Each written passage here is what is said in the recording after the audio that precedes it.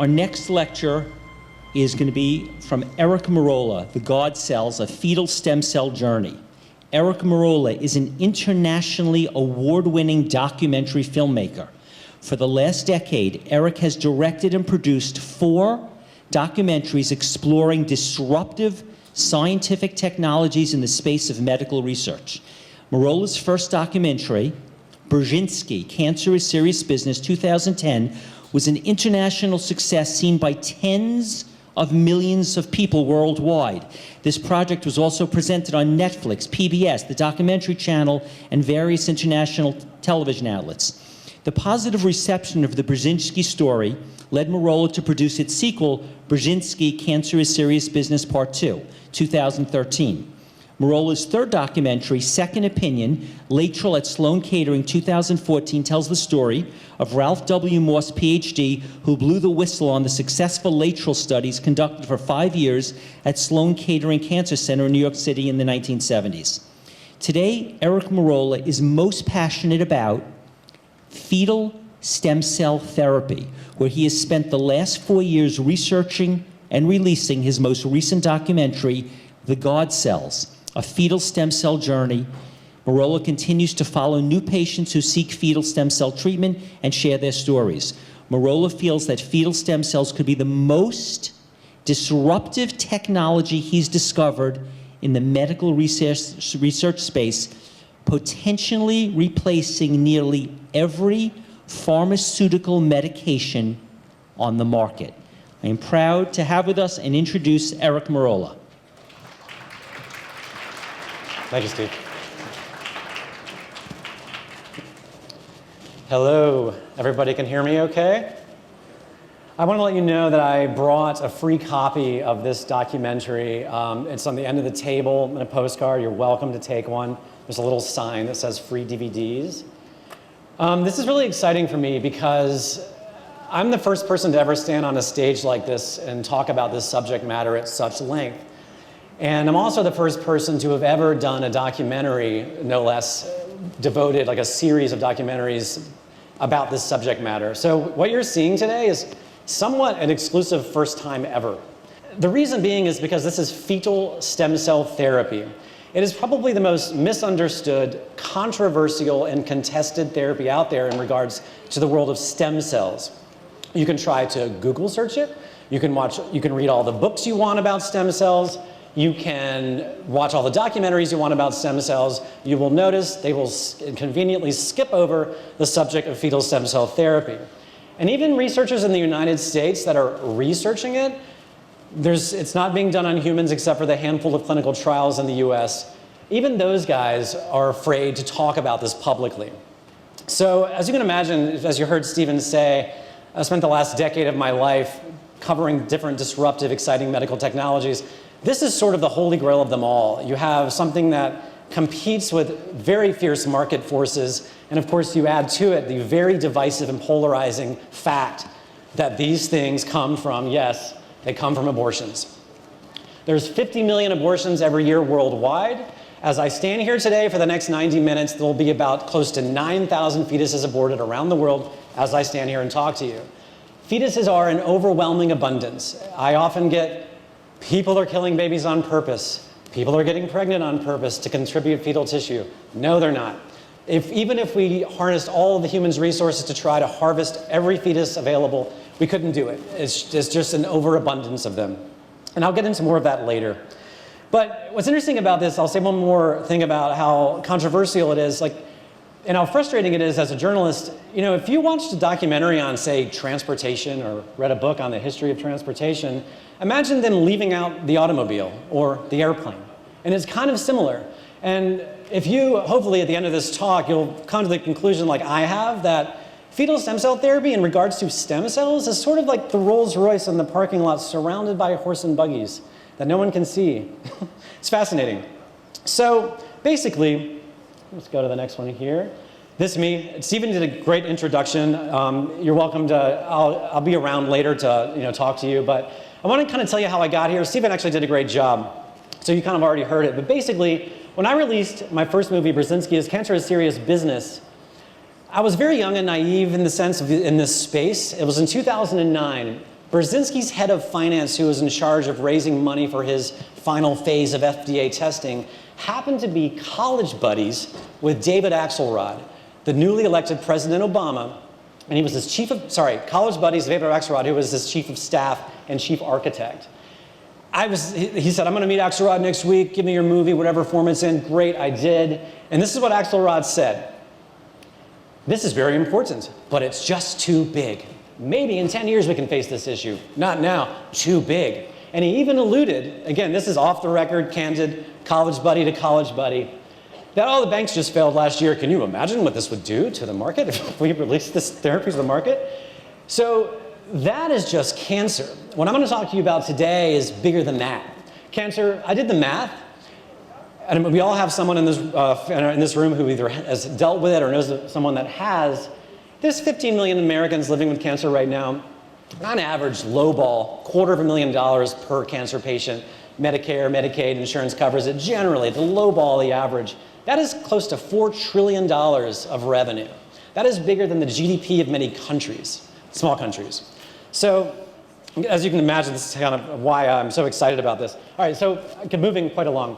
I did a sequel to Brzezinski because I was in a great position.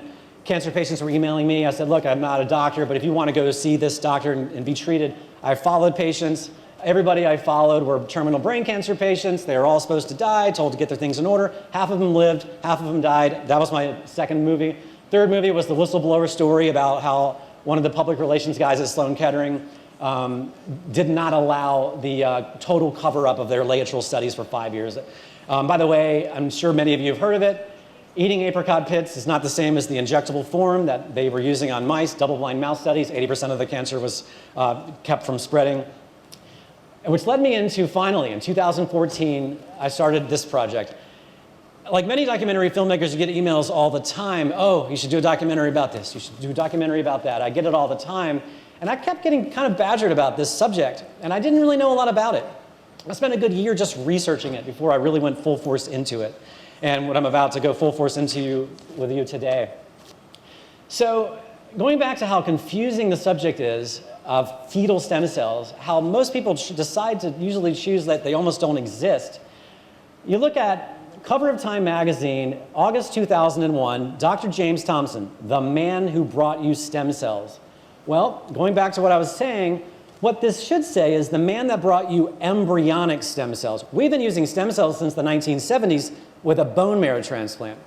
This man discovered the first embryonic stem cell. This is a 5-day-old blastocyst grown in a lab, putting sperm and an egg together, 5 days old, petri dish laboratory.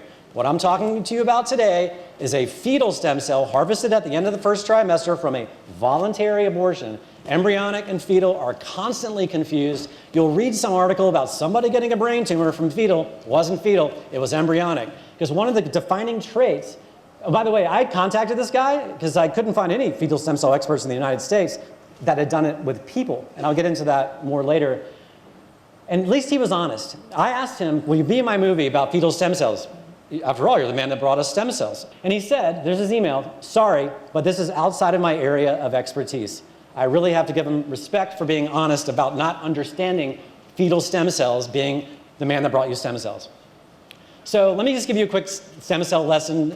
Basically, they are rejuvenating cells. You cut your hand, the stem cells come out of dormancy, they repair your hand. Some people say you wouldn't live an hour without your own stem cells coming out of dormancy and helping you.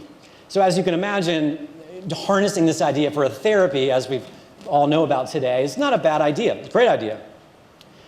The most popular is adult stem cells, where they take it from your fat or your bone marrow, they wake them up, they give them back to you. Many sports athletes get them. Many of you in this room might know someone that has had adult stem cell therapy. There are hundreds of clinics around the United States doing this. But there are big limitations with this, and one of the big limitations is they're very, very difficult to isolate. There's very small quantities of them, and they're as old as you are. I'm 46 years old. If I got adult stem cell therapy, they're going to be taking out 46-year-old stem cells from me with all the DNA damage from sunlight, flying on airplanes, and all the radiation damage, etc., waking them up and giving them back to me. But more importantly than all of that, there's no scientific evidence that an adult stem cell taken from your blood or your bone marrow will transform into, say, a neuronal cell, a brain cell, or always definitely transform into a heart cell. When you get stem cell therapy, if you have a heart condition and you undergo adult stem cells, you're hoping that they will help your heart. They have to become heart tissue. It's a very difficult task. It doesn't mean there's anything wrong with this therapy, but the limitations, its ability is very limited. We've all heard of umbilical cord stem cells. Many people that have children will bank them now. I'm sure you've probably heard of this, where in case later in life, if the kid ends up with a disease or whatever, they can harness the original umbilical cord cells. By the way, if you have done this, you don't own these cells. The FDA considers them a drug, and the technology is not caught up to where you can have access to them. In my documentary, I have a woman who was very frustrated because she found out that only 3 people in the country have had access to their own child's umbilical cord cells. But umbilical cord cells are really not much different than adult cells, except they're 9 months old, and they're still from blood, just like your cells if you participated in adult stem cells. So the task is just the same. How hard is it for them to become a heart cell or a neuronal cell or any kind of cell? There are more clinical trials being done in the US, and there's like a clinic in Panama that's got good results. I'm not saying it's a bad option. I'm just explaining to you the limitations that they have. So what was interesting, this was just a month ago. In the New York Times, 12 people hospitalized from using umbilical cord cells. And honestly, it was laziness probably on the part of the scientists not correctly testing the cells for any sort of diseases or bacteria. But the thing about umbilical is also that part of the body in the process, that's where the digested food comes through, that's where the feces goes out of. A lot of the toxins concentrate in that area. And these people got sick because of fecal matter and E. coli in the cells. I'm not trying to scare any of you about umbilical. It's not what I'm trying to do. I'm just saying that this kind of thing happens a lot in the kind of the wild west of stem cells that's going on right now, especially in the US. Amniotic, not stem cells at all. There's plenty of clinics that offer them. It should be called amniotic product. They're freeze-dried, dead cells, not live. I'm just trying to give you an overview of the space that we're in. Now, embryonic again, I just want to say again, this is a 5-day-old blastocyst. It's not what I'm talking about today. The most important thing about embryonic is, going back to what I said earlier, they do cause tumors, unfortunately, because it's a 5-day-old blastocyst. No organs have been formed. This thing is a Wild West cell that could do just about anything. So one of its defining traits, this is in PubMed, you can find it everywhere, is they create non-cancerous tumors called teratomas. Very awful things can grow inside of you from this, and it's clearly a frightening one for anyone that hopes to have therapy from these cells. There are places in the world you can get it. Some people have had good results. Not saying everyone is going to get it, but it's not the most ideal. Now, all that being said, the only people on Earth that have mastered fetal stem cells are in Ukraine, and I'm going to explain how it came to be. Their clinic is called EmCell, embryonic cell, just to add to the confusion. And the reason for that is, in many cultures, there simply is no vocabulary word for fetal. You can go to Google Translate and try to do it. Ukrainian to American, fetal, embryonic, fetal, many cultures. So you look at their certificates, it says embryonic cell, of all the regulatory certificates they received, and people go, oh my God, I thought those caused cancer. No, they're using fetal, but different culture. I know it's confusing. I promise I'll get in a more linear fashion, but I just want to try to give you an overview of how convoluted the space is before I focus on fetal. One more time. Not embryonic I'm talking about fetal. 7 to 12 weeks, not 5 days.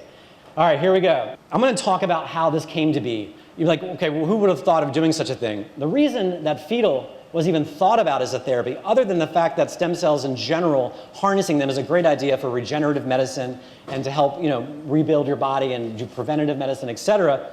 Long before EmCell, long before even the bone marrow transplant, scientists have always known that women pregnant, during pregnancy, those cells will leave the womb, particularly at the end of the first trimester, travel around the mother. Women with congenital heart defects have been fixed during pregnancy. They have been found in the hearts and the brains, and these are recent headlines, by the way, in the last couple of years. But they've known about this for a long time. Here's even USA Today. Gordie Howe ended up getting fetal stem cells from a clinic down in Tijuana, but that's a whole other story. And it wasn't quite the same in what I'm talking about today, but so the news was buzzing about it for a short period of time. Liver cells from the fetus will go into the mother and repair her damaged liver. This has been known for a while, so as you can imagine, a big light bulb moment came off for these scientists. How do we harness this? This is right out of PubMed. Fetal cells migrate to the mother during pregnancy. They can persist for decades. Fetal cells also appear to target sites of injury, crossing both the placental and blood-brain barriers. And this is also fascinating because you'll meet some patients in my presentation who had the therapy more than once. The mother's body accumulates cells from each baby, and the next pregnancy, those cells will contribute both to the mother and combine as two families to continue helping the mother and even, if necessary, aid in the new pregnancy.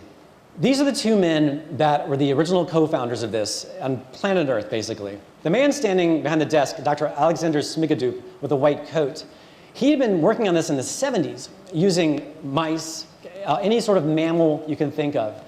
Into the 80s, he started honing more in on the human side when he met Dr. Alexei Karpenko. Dr. Alexei Karpenko comes from a long line of sort of revolutionary medical pioneers of the region, both in the Russian region and Ukraine. This is their clinic today, EmCell. So how does it happen? So basically socialized medicine in the country of Ukraine, a lot of free abortion clinics. If a woman is going to have an abortion, it has to be 7 to 12 weeks. That is sort of like the sweet spot when it comes to non-DNA matching problems, no rejection of the body. It's sort of the sweet spot, again, discovered during the pregnancy process when those cells leave and help the mom. So the person is asked, you want to throw these away, or would you like to donate them to science?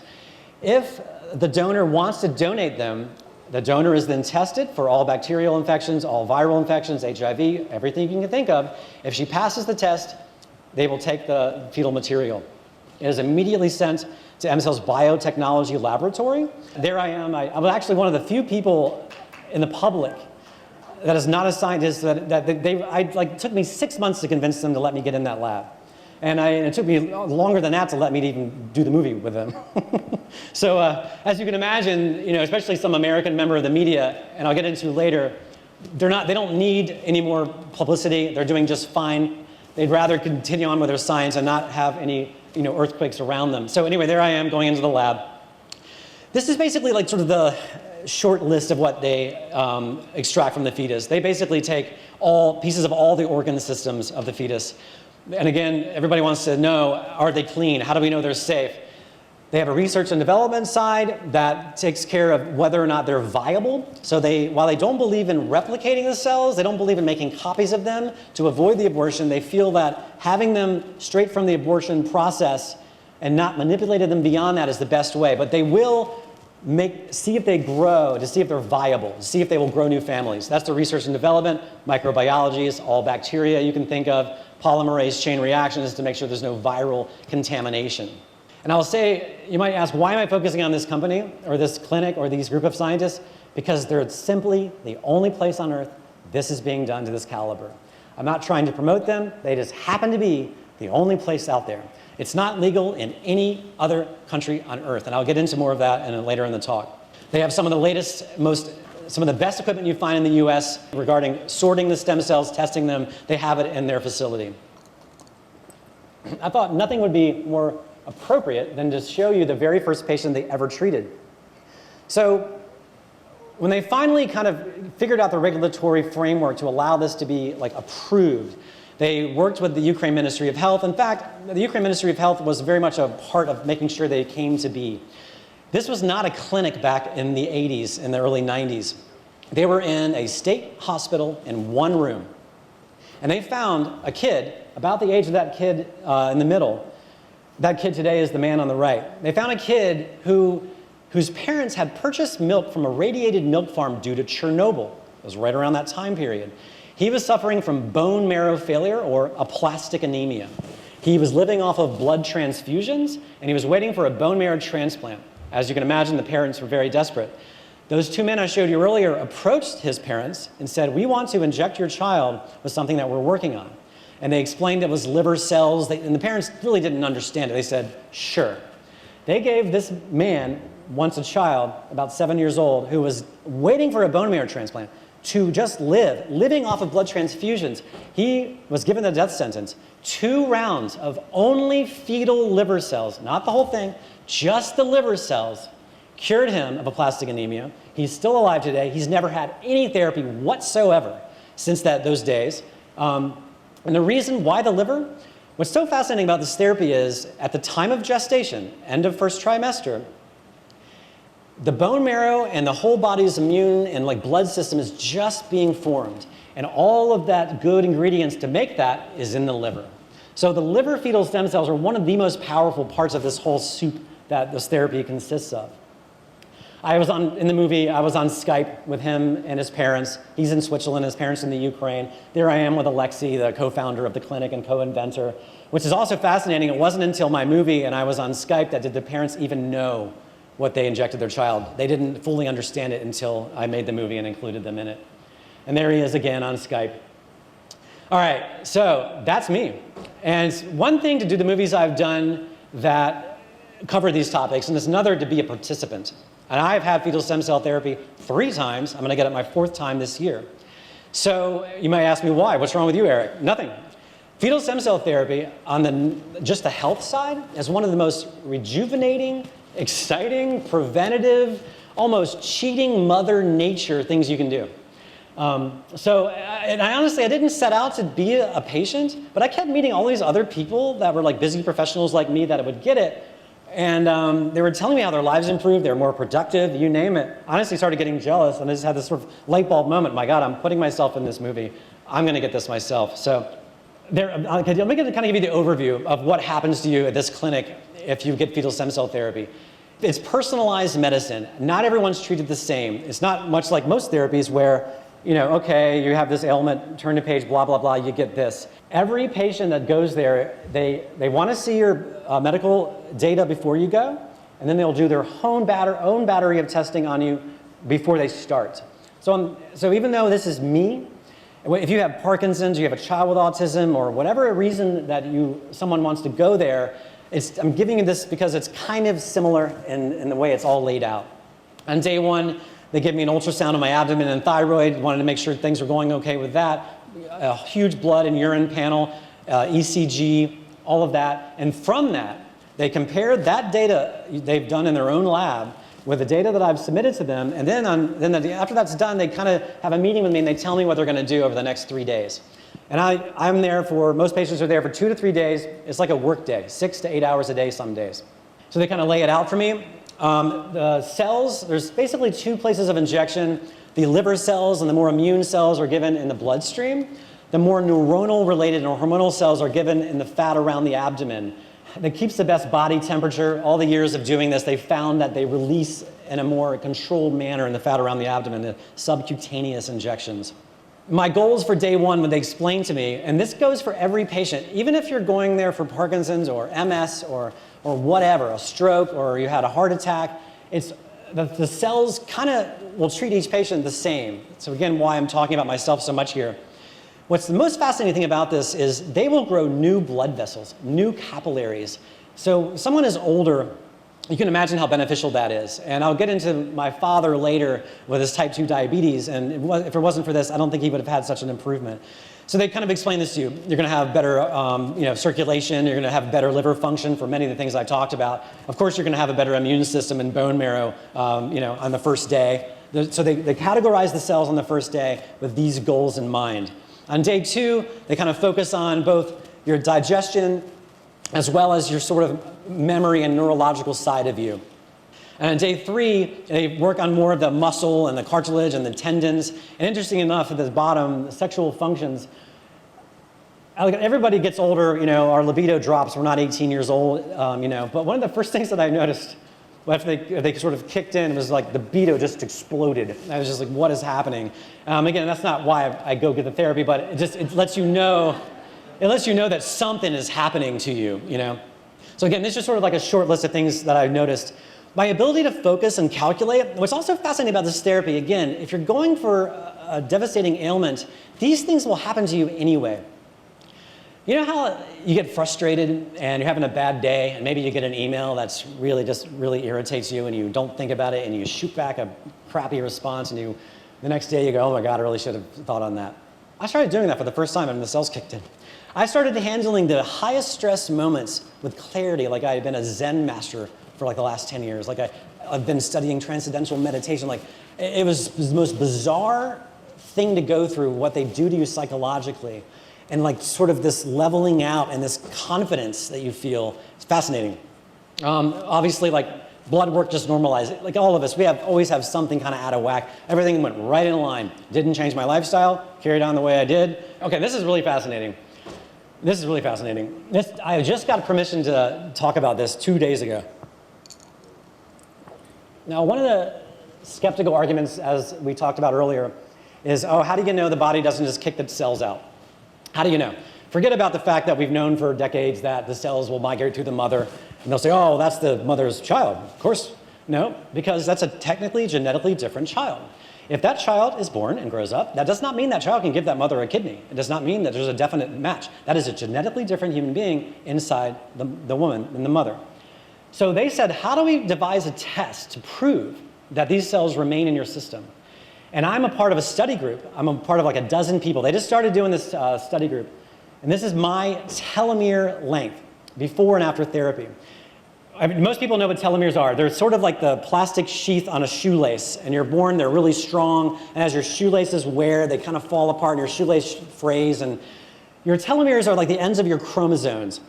And how strong they are kind of dictates how well your cells can divide and your sort of overall vitality. A big misconception about telomeres is you see a lot of commercial telomere testing today where you get your telomeres measured and they say your biological age is this because you're born on this day, but your real age is this because of your telomeres.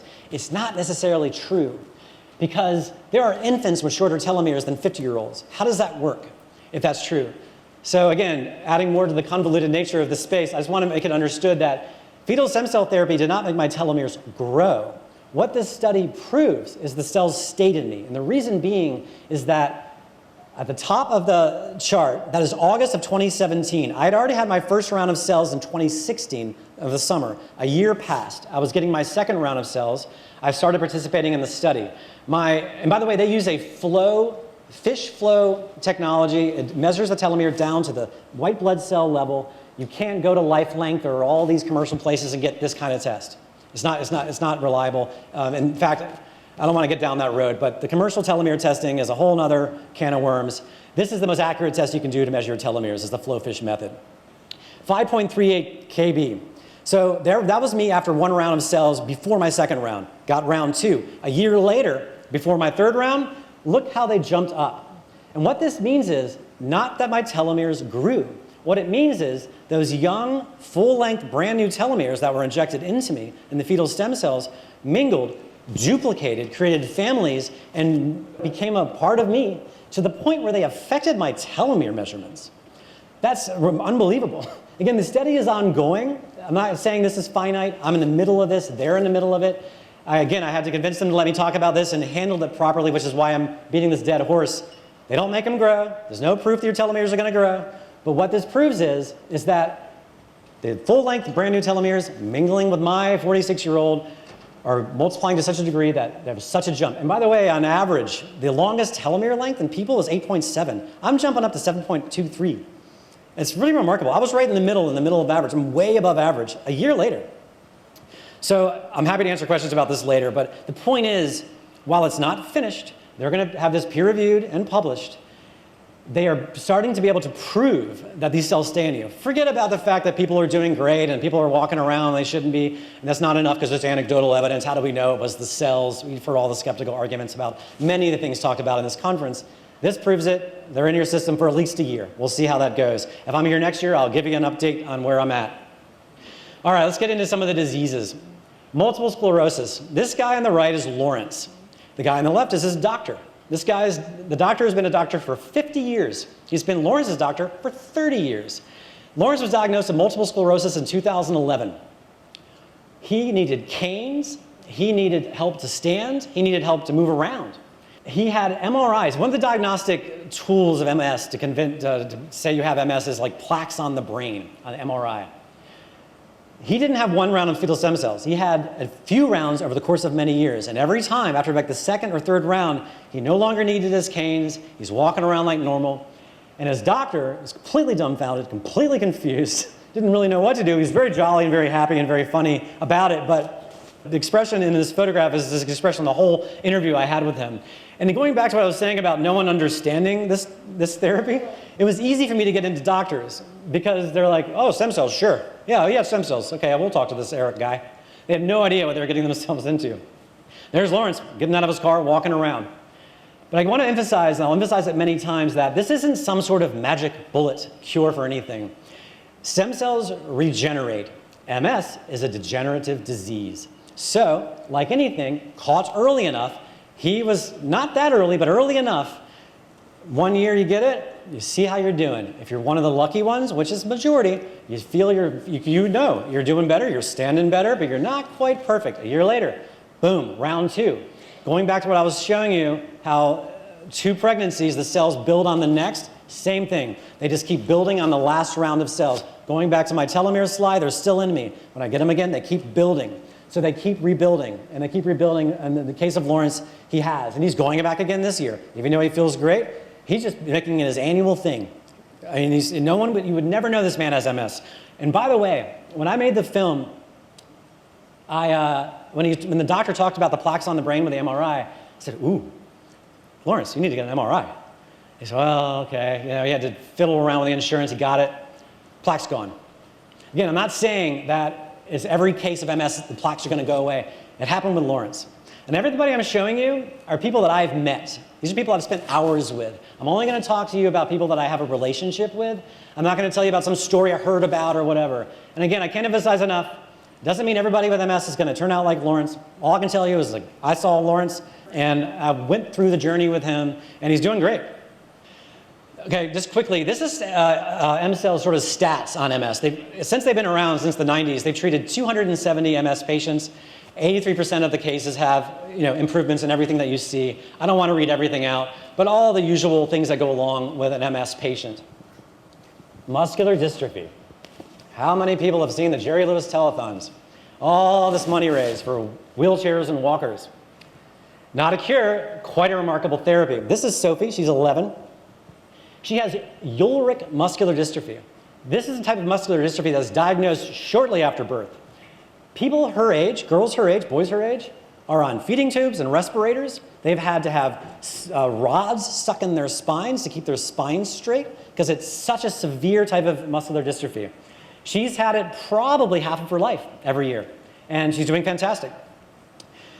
What's also fascinating is that it's one thing to, again, you see this kid doing great. She's not perfect. I mean, she still needs help moving around. She can walk. She still needs, when we were in Ukraine together, and I was documenting her, they brought the motorized scooter so she can get around in a more speedy manner. But if you study Ullrich muscular dystrophy and look at any other child at the 11 to 12 month, year mark, she's like an anomaly, and there's no other reason other than the fetal stem cell therapy. But it's one thing to see her, and another thing to look at the measurable blood levels. One of the things about muscular dystrophy is creatinine levels. The lower they are, the more severe the disease, generally. It's kind of like a scale to measure how bad a child is. The higher they are, the milder the disease. Her last testing of this, her levels increased by 34% in less than a year and went right in a normal range. Again, she had had it for several years prior, but to give you an idea of where these things can take a child with muscular dystrophy. Creatine, or CPK, is another sort of measurable thing. If you look at any muscular dystrophy website, they talk about this stuff. It's one of the main, kind of like diabetes and blood sugar. These are some of the key levels that are involved with a kid with muscular dystrophy. The higher, more severe the disease, lower, the milder the disease. Her levels reduced by 43% 1 year after the last therapy. LDH is another one. Higher it is, the more severe, lower, the milder. Her levels reduced by nearly half, 55% levels. These are measurable levels. And by the way, you can imagine how confused their neurologist is and their doctors. They're so used to seeing kids in every year, every 6 months, just getting worse and worse. And they sit in that lobby with all these other kids the same age, and she's the only one doing well. So you can imagine how challenging it is for the family and like trying to talk to people, and that's a whole nother hour-and-a-half lecture about dealing with that side of what we're dealing with. There's her today. I asked her to send this. This is like from a couple weeks ago. Again, I'm constantly in touch with these people. Does that look like an 11-year-old girl with Ullrich muscular dystrophy? She does. She can stand fine. She can walk around, but her spine is perfectly straight. Kids her age have rods in their spine. She's never had spine surgery. She's doing fantastic. It's very exciting. Muscular dystrophy stats with EmCell. since the 90s, they've treated 300 kids, muscular dystrophy, 88% of them reporting improvements in all of this.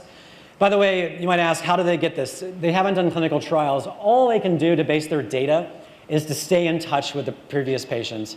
And if you were there, you'd be honest, it's not working for me, or it's working for me. And they ask for blood work, they ask for data. They will badger you if you end up going there until you get them what they want, if you're nice enough to provide it for them. But that's their only way of collecting data, just for full transparency. There's no clinical trials for this.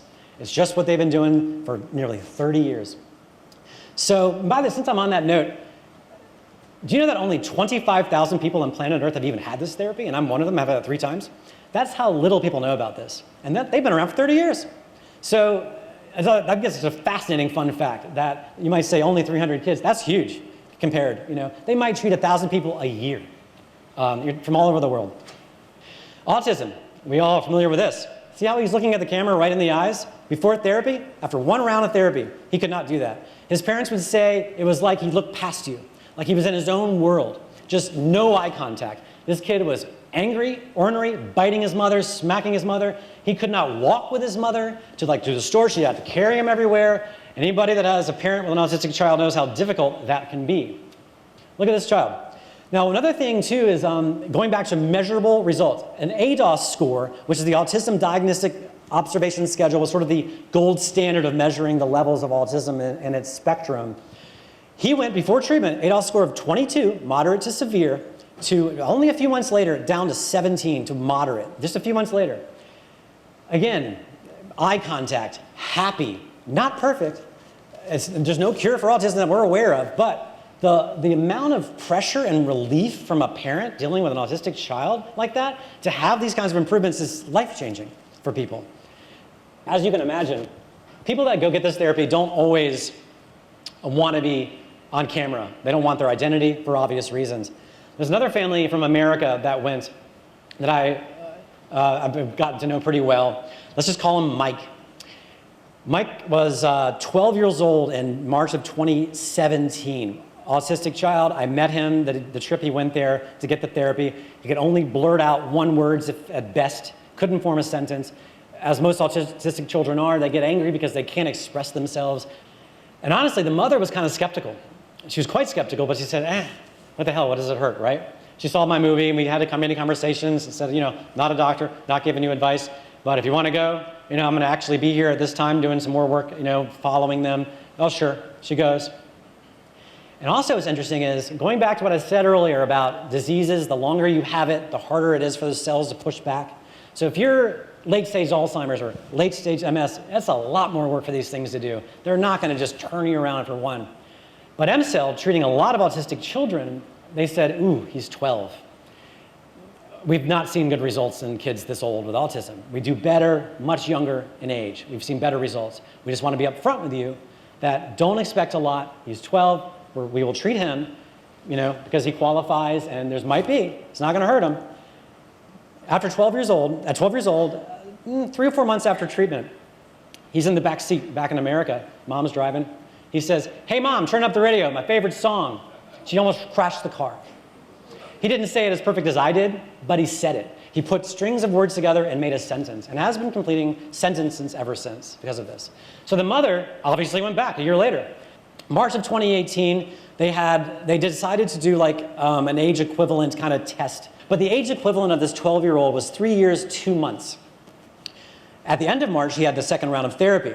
By October, 6 months later, the raw score more than doubled. And he went from being a 3-year-old to nearly a 5-year-old in 6 months, based on the sort of testing process. And what this is, by the way, I copied and pasted this from a text I got from her, from my phone. And she said, these are the latest scores after treatment. Therapist says it's absolutely unheard of. Thought you'd like to see it. Of course, I was very happy to see it. They've had a lot of experience with autism. But here's just a basic list. 83% of cases usually see this long list of improvements. Even the gastrointestinal problems that autistic children have improves that even. So learning capability. What I was saying too about confidence with me and just sort of being more relaxed and just sort of more comfortable with my skin. Not that I ever suffered from depression or anything. But imagine giving that to an autistic child. These are pretty smart kids, most of them. And they have insecurity complexes because of this. And it really helps with that as well. It does more than just show improvement. It does so much more in the mind-body experience when you get this therapy. All right, Parkinson's. This was taken last week. This is Carl. Carl, this is a fun story. He lives in Southern California. He owns his own skydiving company, one of the biggest skydiving companies in the southwest of the US. In February of about a year ago, last year, I get this email. Hey, I'm Carl. I'm leaving LAX. I got Parkinson's. I saw your movie. I'm headed to EmCell. I was like, wow, cool. Hey, Carl, nice to meet you via email. Please stay in touch. You know?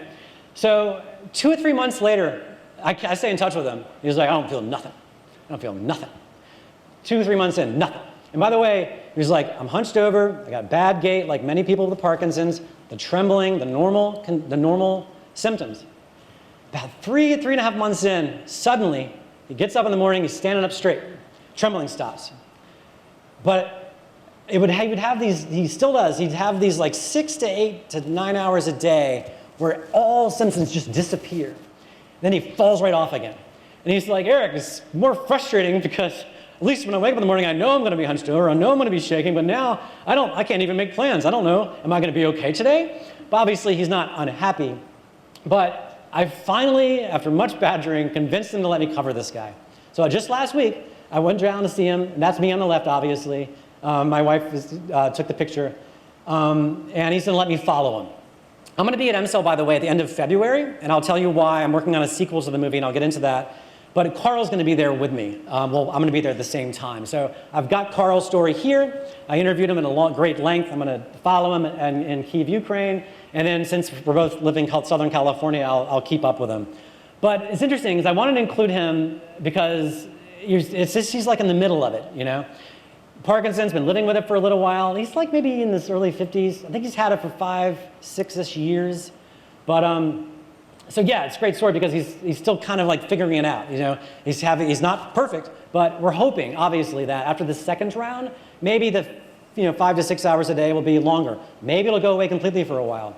But also what's interesting, guys, you got to remember, will it stay away? Let's say he comes back and it all goes away. It could come back in a year or two. It is a pretty intense degenerative disease.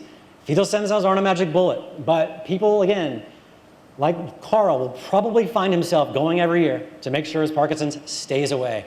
What a wonderful option to have. At least we have the ability to go do this if we really have the means to do it. There's EmCell stats on Parkinson's. They've treated nearly 200 of them. 85% of the cases they've seen this. I will say, I've met some people with late-stage Parkinson's that have not had improvements. It's very sad. It's very unfortunate. This is not happening to everybody. I'm not going to pretend that at all. But again, just showing you what I've seen. All right, this is Lee. Lee was a fan of my work back since when I made the Brzezinski documentary. She helped financially with some of the patients. She was always like an activist for Brzezinski. So we'd always kind of stayed in touch.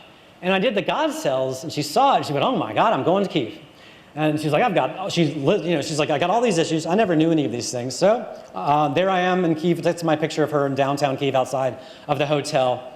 She has Hashimoto's, hypothyroidism, arthritis, interstitial cystitis. If you don't know what that is, that's when your bladder blows up like a balloon and there's no urine in it, but you feel like you have to pee all the time. You have to urinate all the time. She had that, and of course, irritable bowel, just a host of autoimmune problems. Aside from her feeling fantastic, one of the measurable things for Hashimoto's and hypothyroidism is your thyroglobulin antibodies. Anything less than 1 unit per milliliter is considered normal.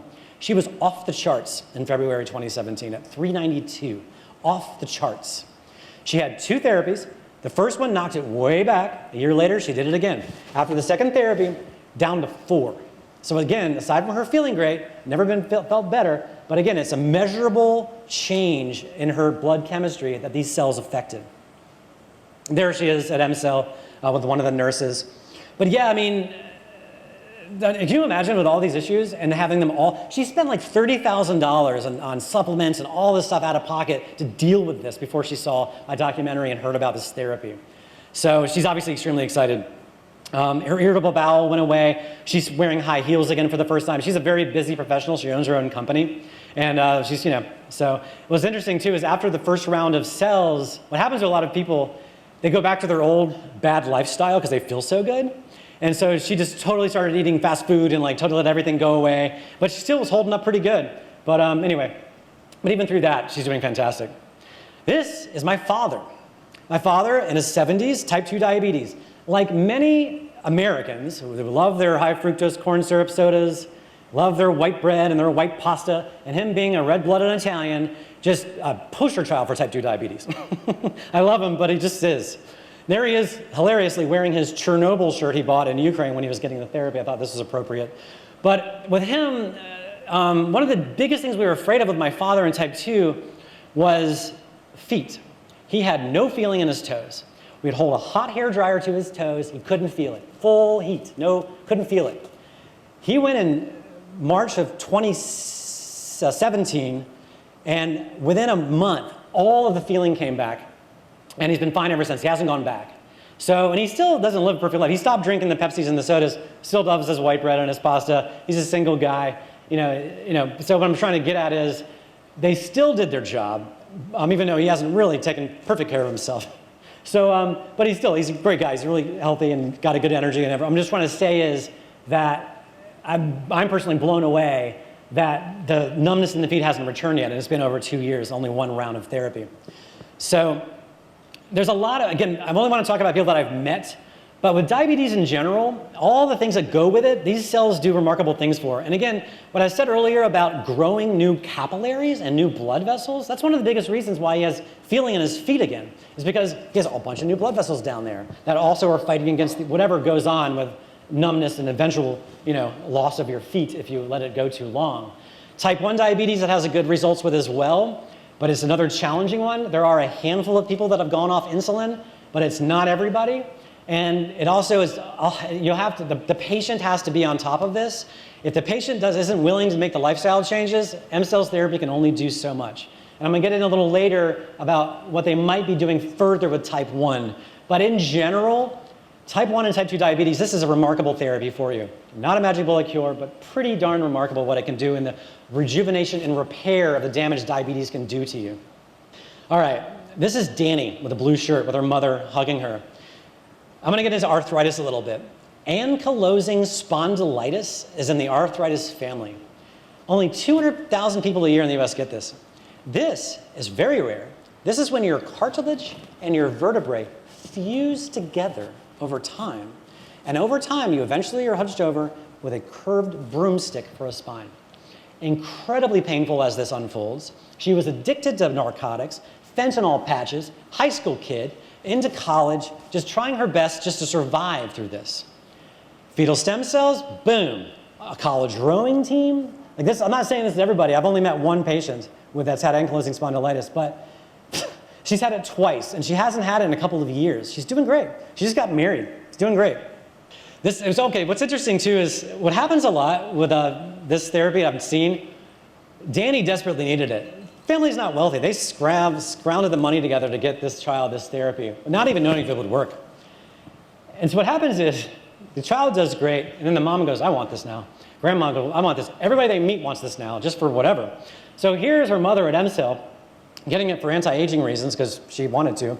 But more importantly, her mother, or Danny's grandmother, has severe rheumatoid arthritis. Couldn't open jars, had trouble climbing stairs, et cetera, et cetera. This is the grandmother getting the fetal stem cell therapy in Ukraine. She can now open jars. And what's interesting too is some people have these crazy fast responses, like in a couple of days, while other people take some time. We went out to dinner a couple of nights later after her therapy was finished, and she kind of like briskly walked up the stairs in the hotel and, "Oh my God, I just can't believe what I just did."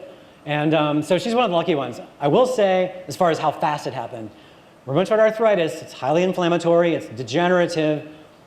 Stem cells isn't gonna permanently take care of it, but if you have severe rheumatoid arthritis, what I've seen, you get it, maybe a year goes by, 2 years, it starts creeping back, you get it again, keep pushing it back.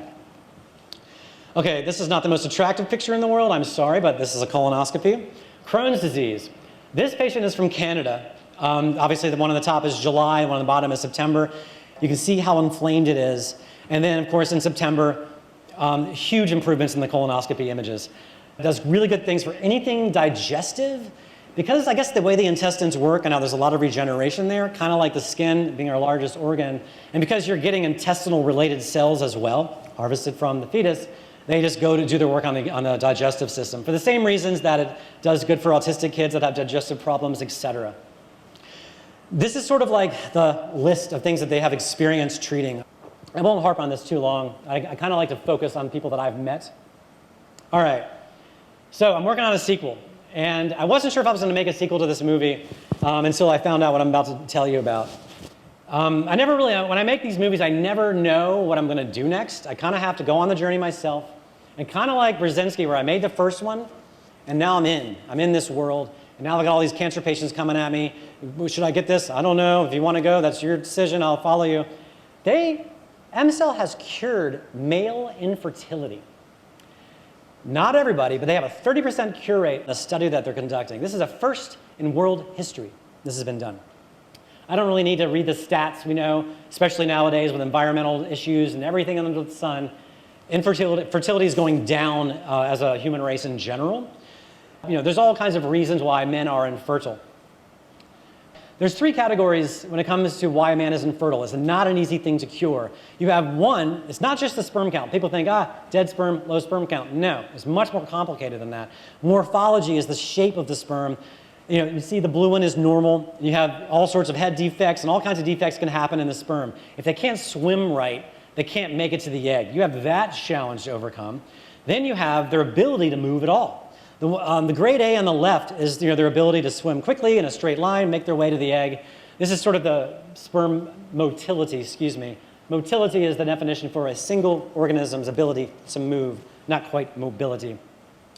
But sometimes they swim sideways, they just don't know where to go. Sometimes they just follow their tails and swim in circles. That's a big, huge problem with sperm and infertility as well. And of course, you also have the one we usually hear about, low sperm count. So those are three major things they had to fix. So it's not the same therapy that I got or other people get. It does consist of a similar thing, but they managed to harvest, and they've been working on this, by the way, for like 7 years until they finally started we offer this as a service.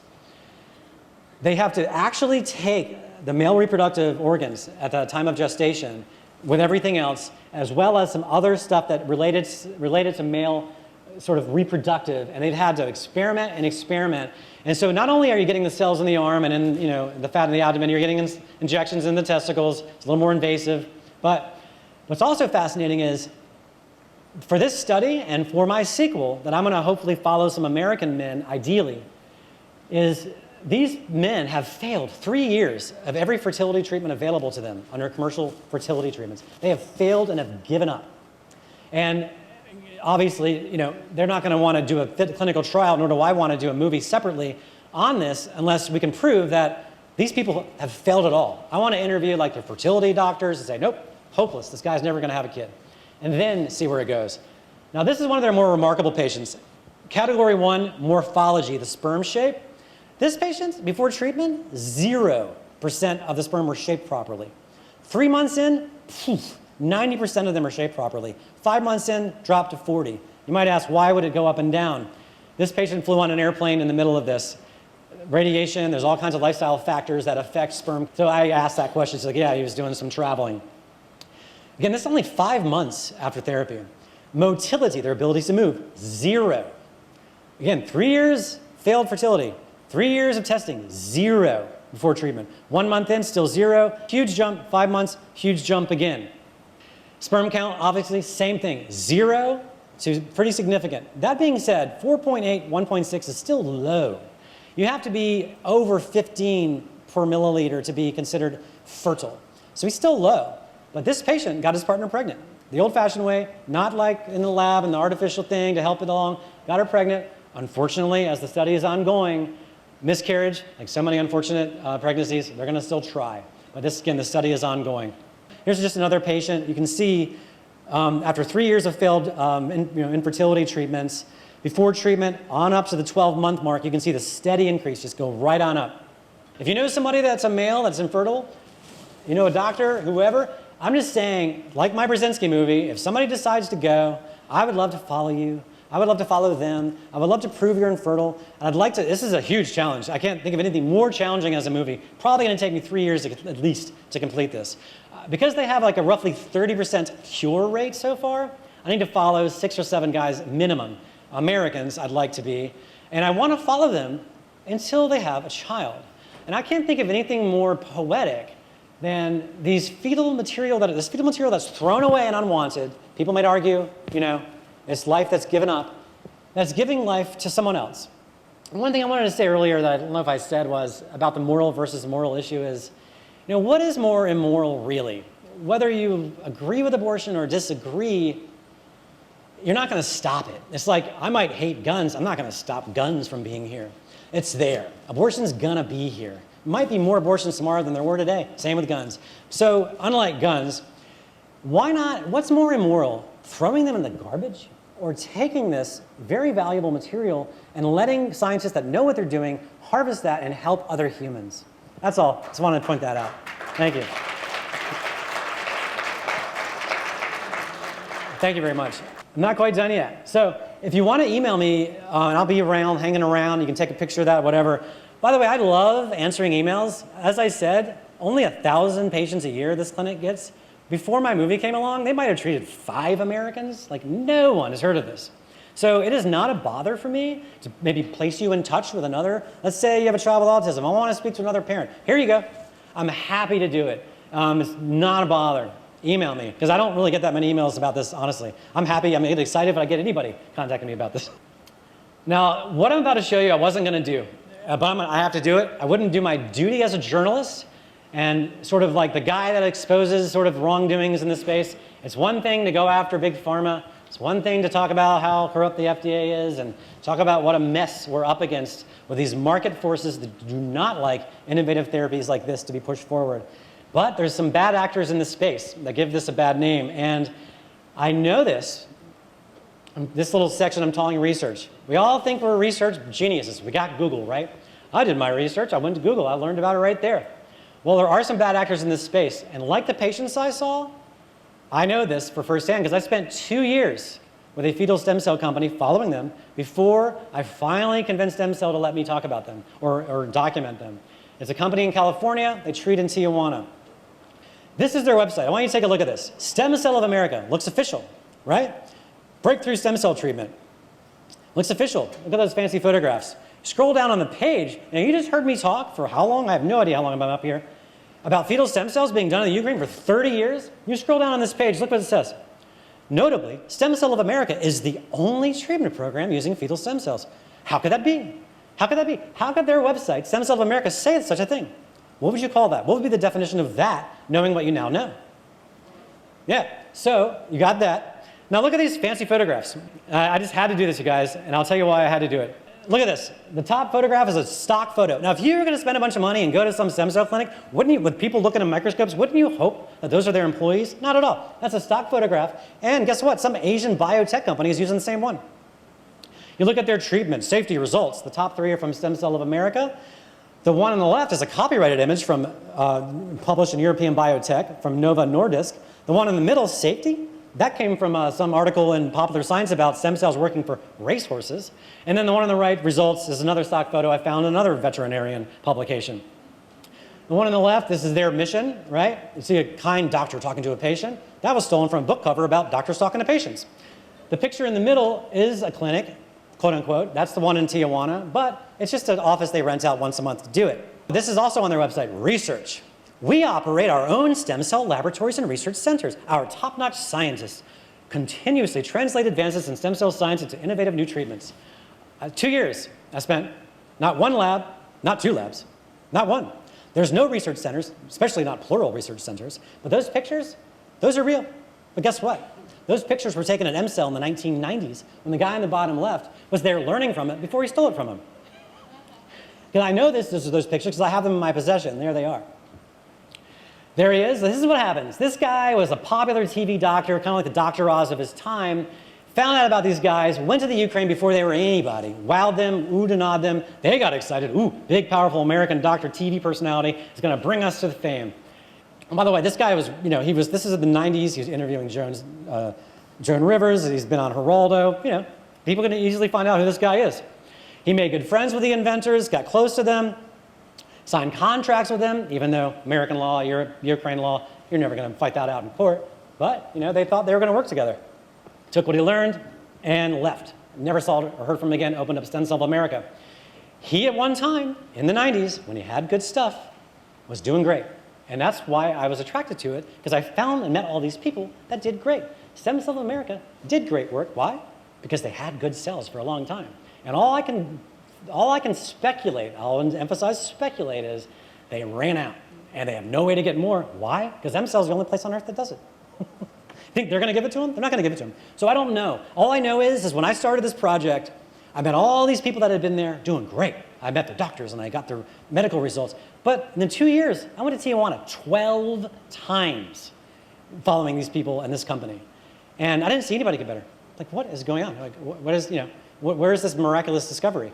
And again, a whole other hour could go on in this journey that took me here over 5 years to get to EmCell and finally create this what it was. But in my movie, I cover them. I don't say what I'm saying to you today. I was very kind, but I'm not going to be kind anymore. Because what they've done, really, just like a week or two ago, they've taken a different version of my movie, and they're sending it to people that email them as if I made the movie only about them to just conveniently exclude EmCell. I've had to make multiple copyright complaints against this company.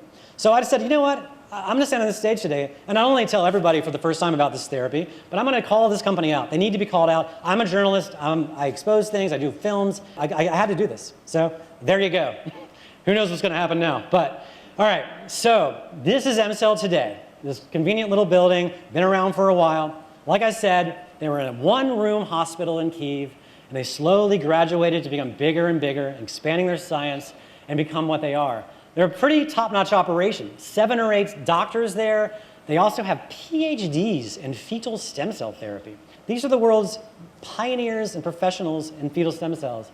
And they're just mainstream doctors. These are as mainstream as you guys can get for doctors.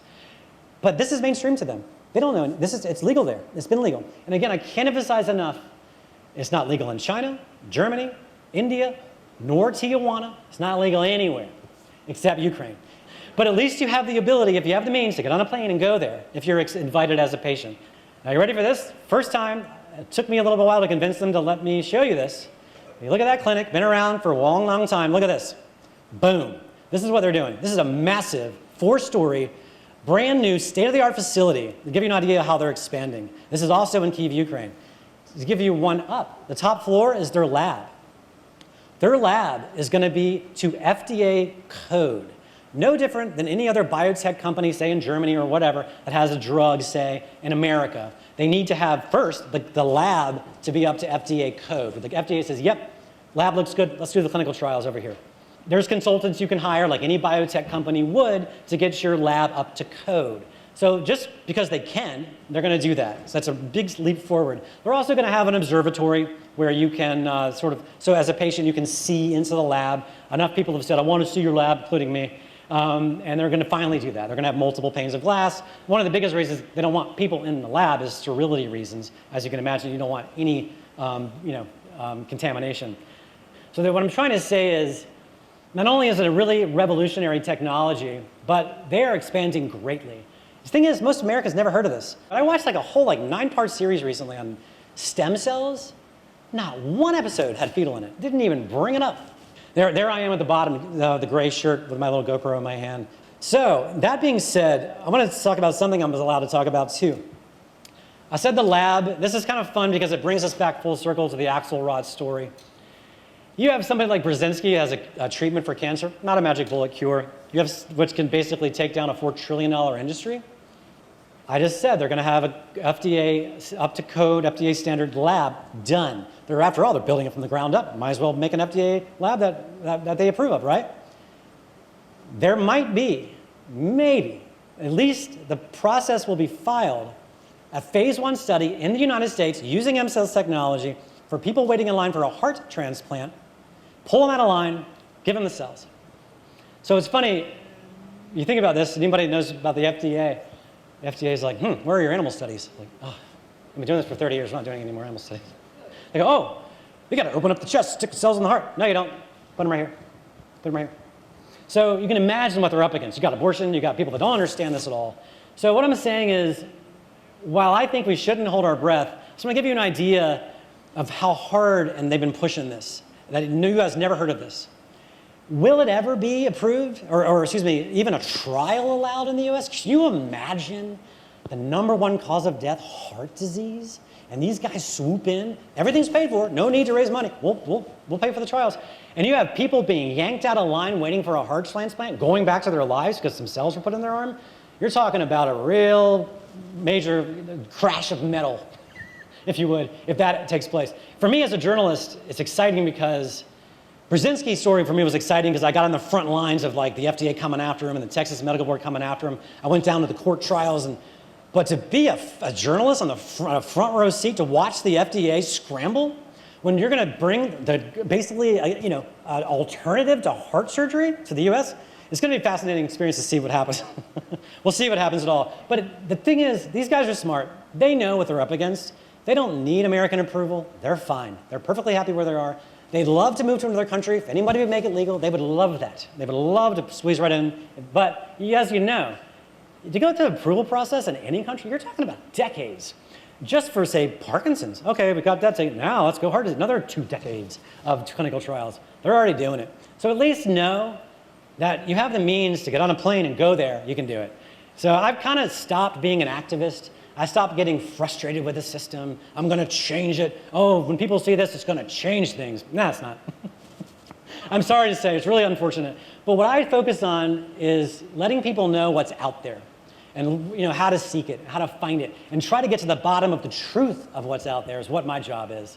So again, just like I showed you, 2 different fetal stem cell places, one significantly okay, one not quite so much. But anyhow, this is me. There's my email again. There's the website for the movie. I even made a website called EmCellExperience.com where I just put up like my favorite restaurants to go, my checklist, just to kind of save a little time. The fact that I'm the only guy on earth that's covering this, it's an honor. It's an absolute honor to be able to be this close to these very ingenious people that are doing this work. So, yes, sir. What impact does it have, if any, on cancer? Cancer? Yeah, the question was, how does it work with cancer? They don't generally treat cancer because it's just not what because a tumor is this thing that's this rogue cell that's growing in your body. Their goal of this is regeneration, pushing back degenerative problems. It's just, they've done a lot of work with people that have gone through chemo and radiation and dealt with that and have had their bodies highly injured from that. And people would get fetal stem cells to repair the bone marrow from the chemo, repair like the gums, all the stuff that goes on with chemo and radiation. So no, they don't treat people with active cancer. Yeah. Wait for the microphone.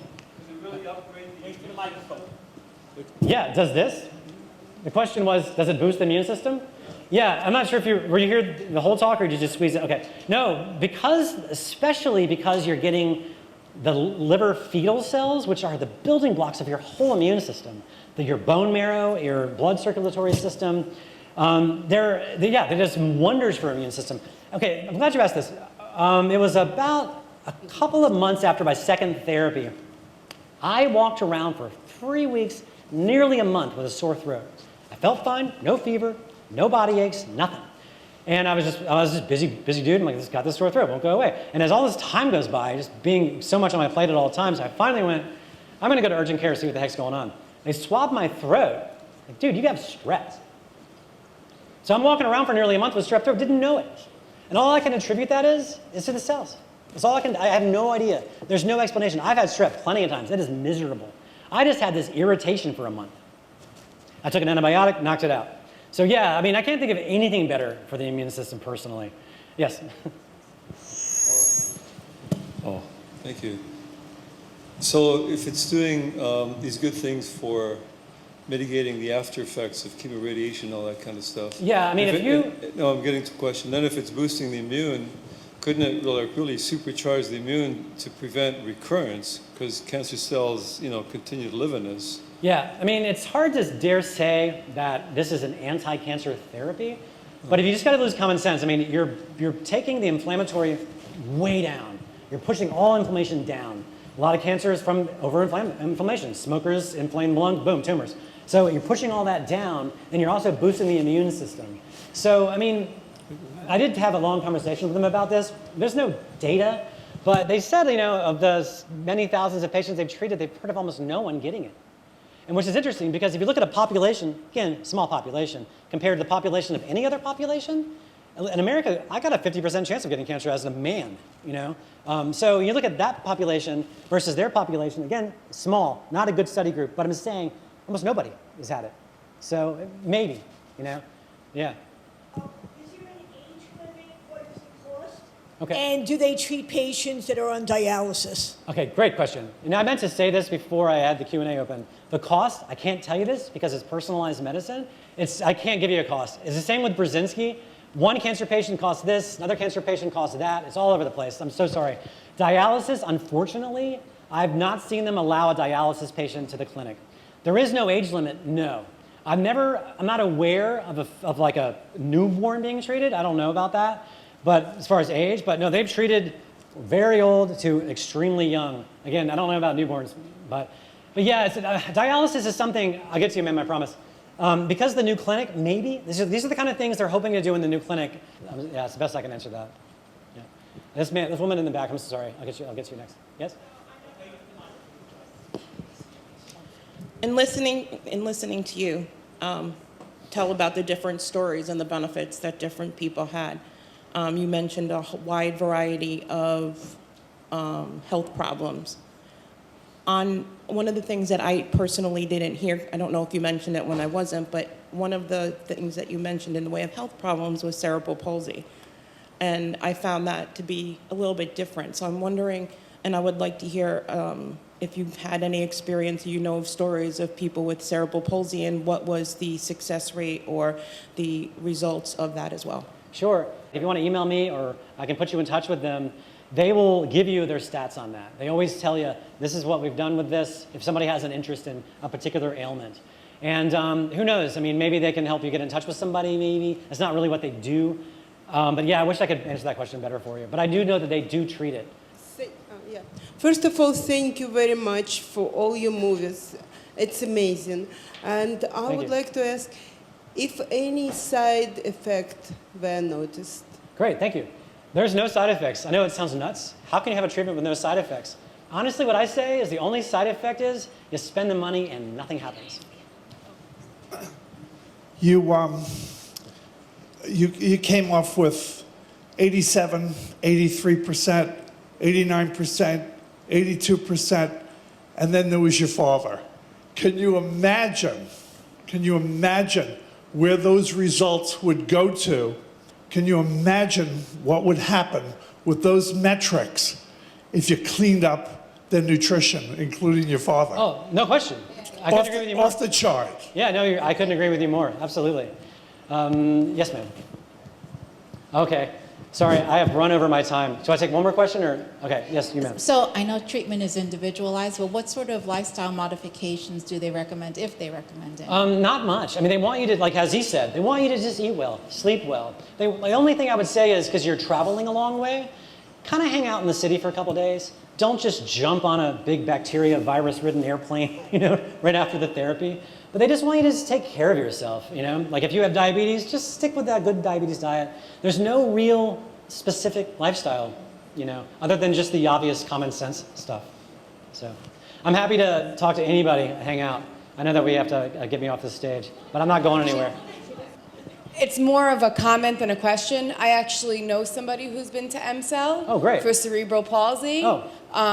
He was born with a medical birthing defect. It was a defect from the doctor. Okay. And he's been going, he started going every year since he was about 5, I believe. Wow. He's now 26 years old. He goes every 3 years now, and they told him he would never walk. And if you could find him on, there's videos on him. If you ever have Instagram, it's called @SamRuns. Okay. He lifts weights, he does Tai Chi, he is in professional bodybuilding competitions. Wow. And he's been to this EmCell in Ukraine. This is why I do this, because I'm hearing stories like this. This is awesome. And that was probably before I even knew about this. He's been going there so long. Yeah, that's 20 some odd years. Please, let's stay in touch. Email me or let's, I want to meet this guy and talk to him. I'll show you his Great. Instagram. Thank you. All right. All right, I've got it. I'll hang out. I'll talk to you individually. Thank you very much. Thank you.